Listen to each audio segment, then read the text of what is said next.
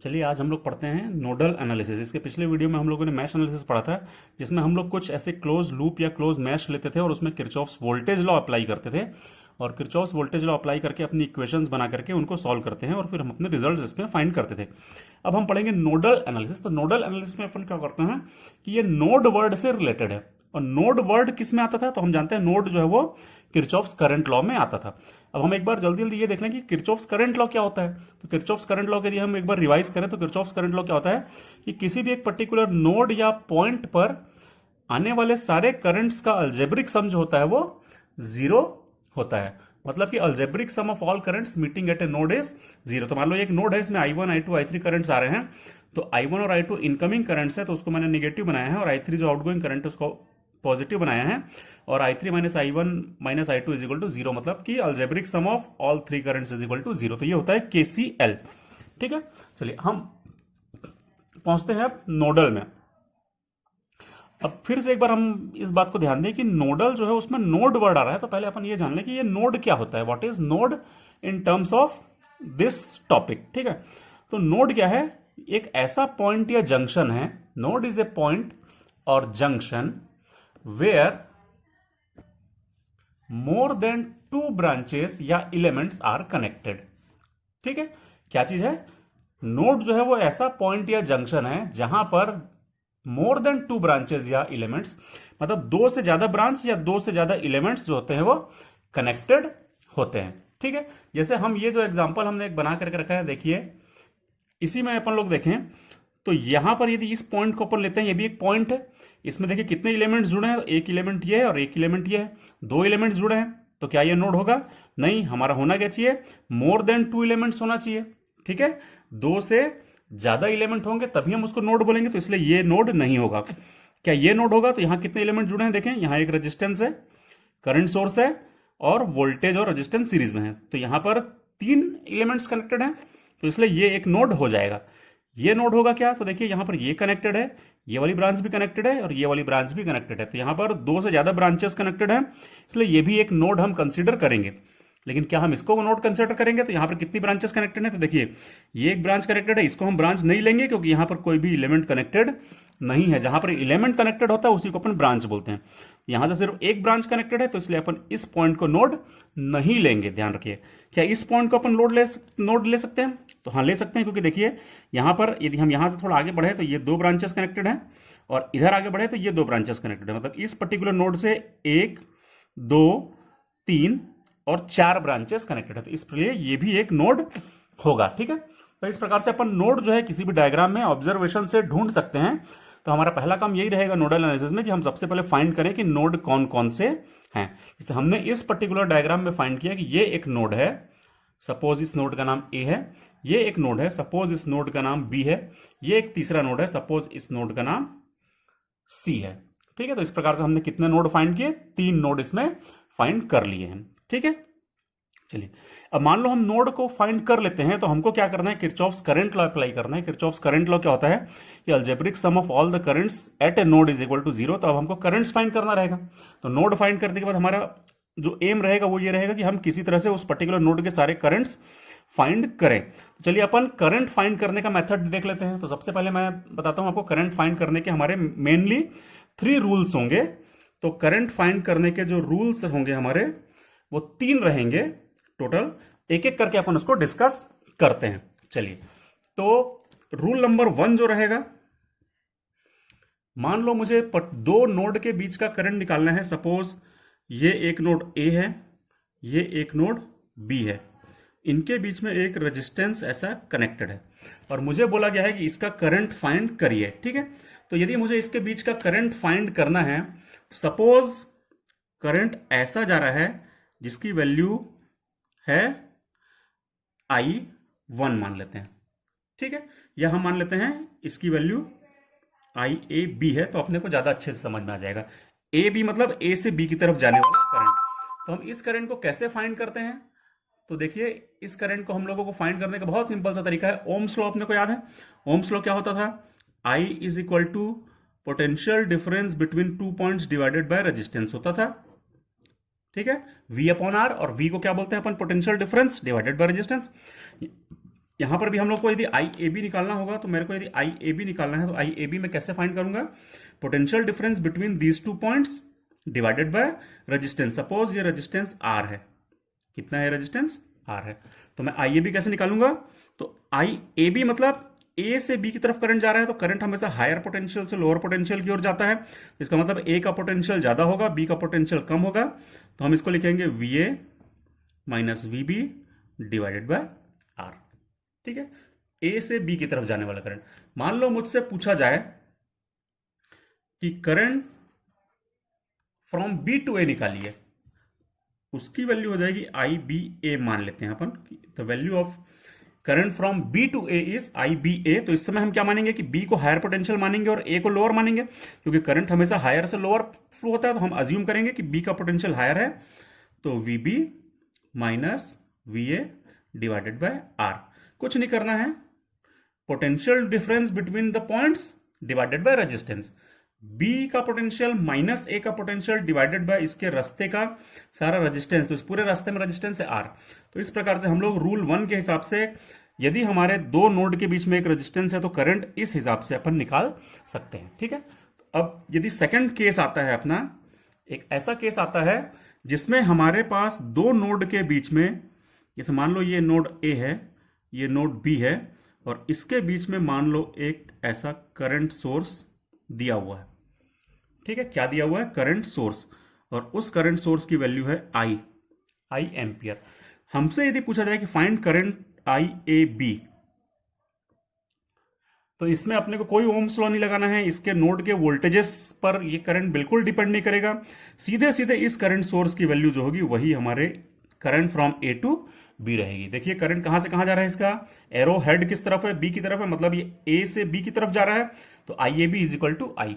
मान लो कोई हमसे पूछे कि what is I B A, मतलब कि फाइंड दिस करंट।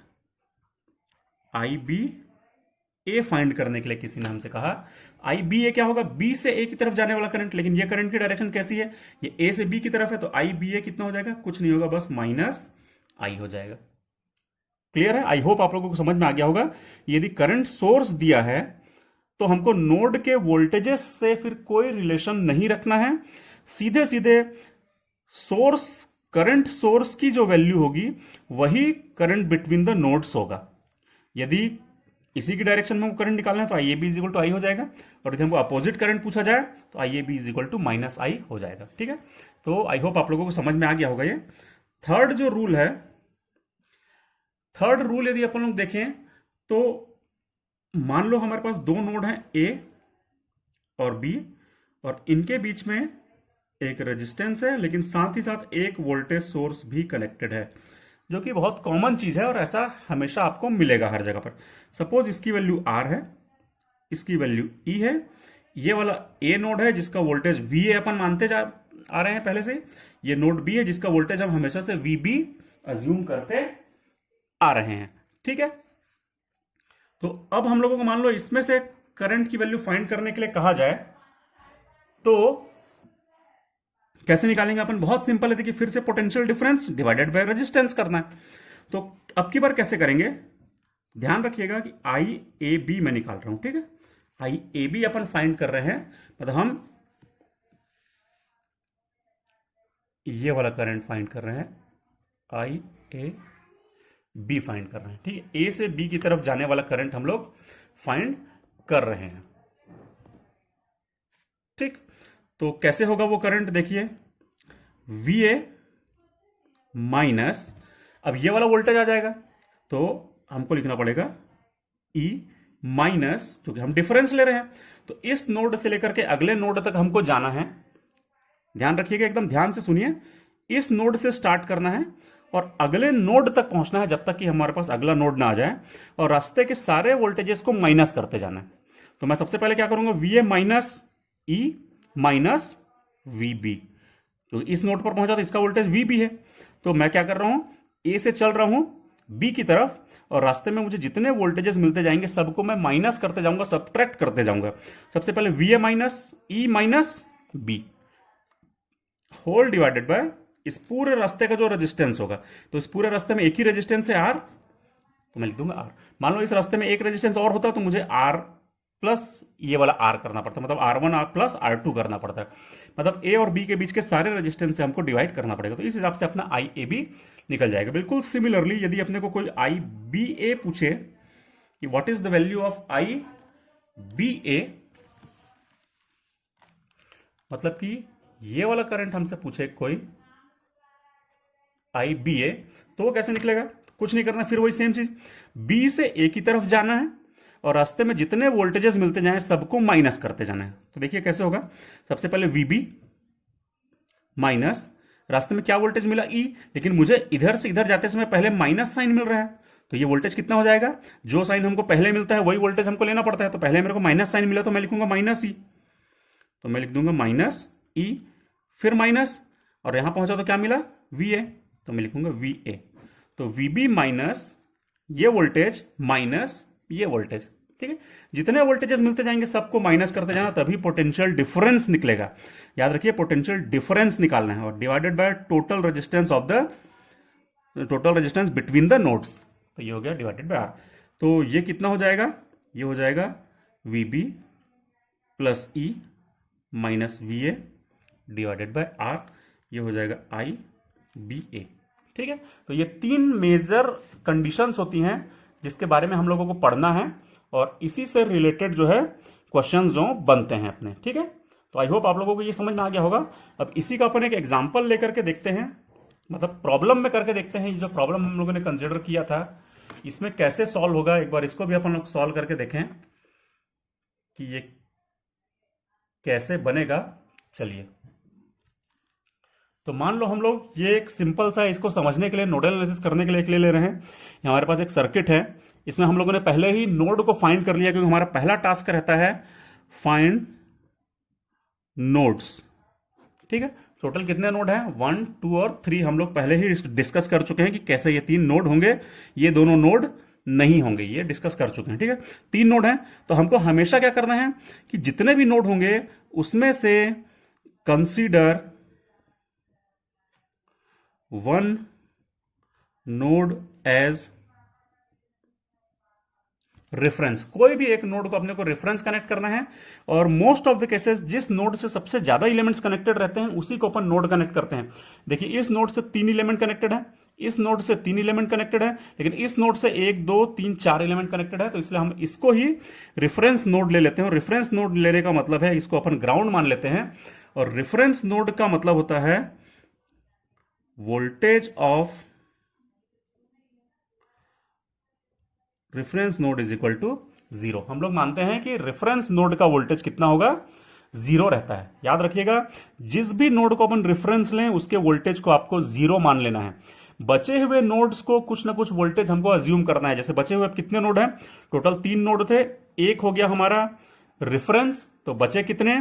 टोटल बचेंगे n-1 नोड, ठीक है। यहां पर n कितने थे? 3, तो हमारे बचे कितने? 2 नोड, ए और बी। इन दोनों के वोल्टेज को हमको अज्यूम करना है, तो एक का वोल्टेज हम वी ए अज्यूम कर लें और दूसरे का वोल्टेज हम वी बी अज्यूम कर लेंगे, ठीक है। ये हमको अज्यूम करना पड़ेगा। या तो क्वेश्चन में आपको कोई न्यूमेरिकल में दिया रहेगा, यदि दिया है तो आपको वही लेना पड़ेगा, नहीं दिया है तो अज्यूम करिए। वी ए और वी बी हमने अज्यूम कर लिया, और हम ये अज्यूम करते हैं, मतलब इसमें मान के चलते हैं नोडल में कि वी ए और वी बी जो अदर जो नोड्स हैं, जितने भी नोड्स बचेंगे रेफरेंस को छोड़ के, उनका वोल्टेज जो होगा वो रेफरेंस से ज्यादा अपन मान के चलते हैं, ठीक है। V A and V B are higher than the voltage of reference, clear है? ये हम मान के चलते हैं। चलिए अब अपन इक्वेशंस कैसे बनाएंगे? तो इक्वेशन जब हमको बनाना है तो अपने को कुछ नहीं करना है, हमको पहले करना है अप्लाइंग केसीएल एट नोड। पहला कौन सा था? ए। पहले अपन बनाएंगे ए नोड पर, ठीक है। Applying KCL eight node A हमको करना रहेगा, ठीक है। ए नोड पर केसीएल अप्लाई करिए, देखिए कैसे होगा। ये है हमारा नोड ए, और हमको पहले क्या अज्यूम कर ले? हम अपने सुविधा के लिए अज्यूम करते हैं कि all the currents are outgoing. ऐसा कोई रूल नहीं है, लेकिन मैं अपनी सुविधा के लिए, ताकि हमको थोड़ा सिमिट्री आ जाए सॉल्व करने में, सारी चीजें एक जैसी रहे, तो इसलिए मैं क्या अज्यूम करता हूं कि all the currents are outgoing from the node.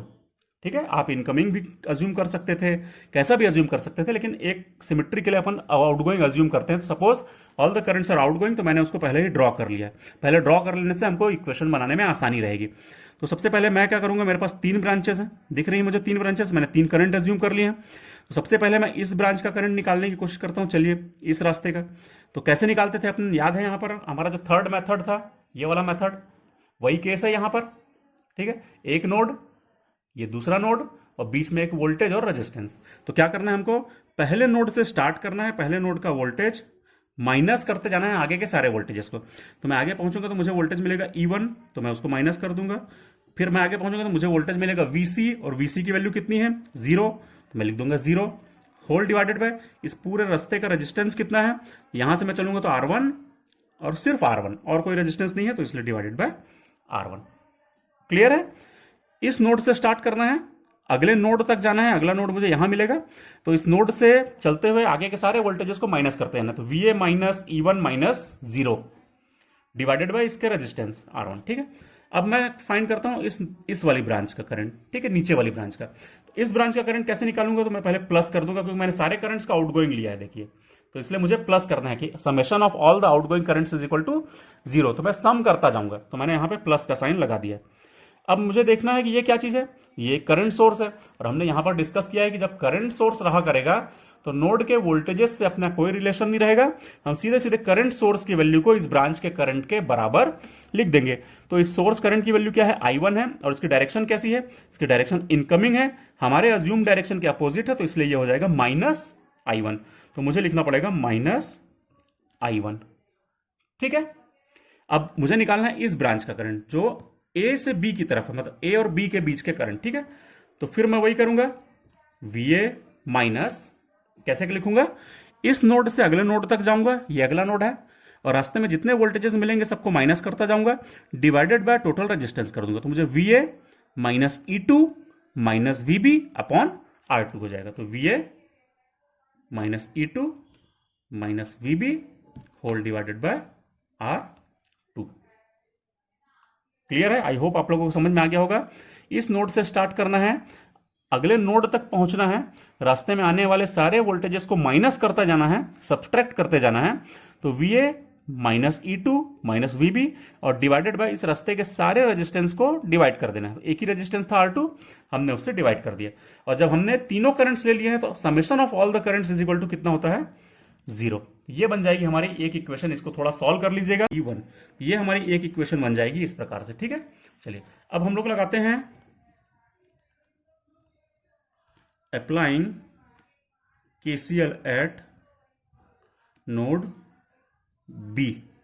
अब हमको जो दूसरा नोड बच गया है, जो हमारे पास टोटल में 3 नोड थे, 3 में से हमको n-1 नोड्स में इक्वेशंस लिखनी है, क्योंकि एक नोड को हमने रेफरेंस मान लिया है जिसका वोल्टेज हमने 0 मान लिया है। जितने नोड बचते हैं उतनी इक्वेशन हमको लिखनी रहती है। तो एक इक्वेशन हमने A के लिए लिख ली, अब हम B के लिए इक्वेशंस लिखना चालू करेंगे। ठीक है, तो कैसे करेंगे, फिर से हम क्या करेंगे, B से जितनी ब्रांचेस जुड़ी हैं सबके करंट को आउटगोइंग अज्यूम कर लेंगे। तो ये एक करंट, ये एक करंट और ये एक करंट, मैंने सारे करंट्स को आउटगोइंग अज्यूम कर लिया अपनी सिमेट्री के लिए। ठीक है, अपने इजीनेस के लिए।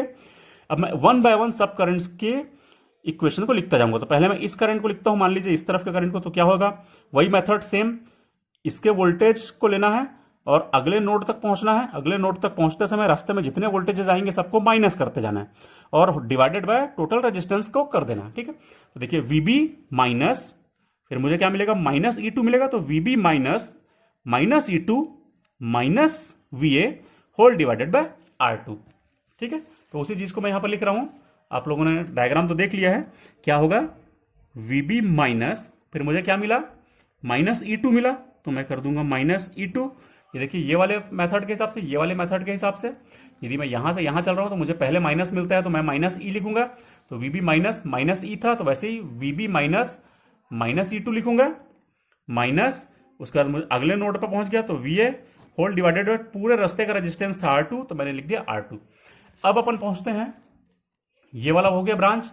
ठीक है, अब हम पहुंचते हैं इस वाली ब्रांच में। इस ब्रांच में देखिए क्या है, सोर्स लगा है। तो जैसे ही हमको पता चलता है कि सोर्स करंट है, तो सोर्स करंट की जो भी वैल्यू होगी सेम वही वैल्यू इस ब्रांच करंट की होगी। और देखिए इन दोनों की डायरेक्शन सेम है, तो इसलिए प्लस I2 अपन लिख देंगे। तो मैं यहां पे लिख दे रहा हूं प्लस I2।